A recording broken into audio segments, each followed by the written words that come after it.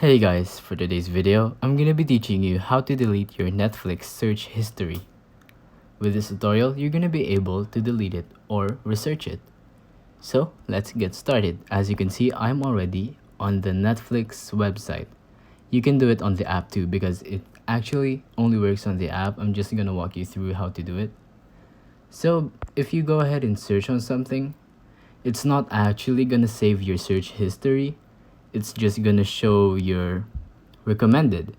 So if you want to get rid of something in the recommended, you're gonna have to tap on the three dots next to it and then tap on the X mark. That's pretty much all you have to do. And make sure that you're on the app, by the way. It's very easy. Just once again, three dots and then X mark. It'll get rid of the recommendation and it's not gonna show up anymore.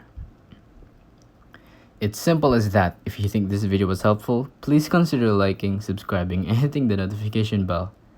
If you have any questions, feel free to comment down below.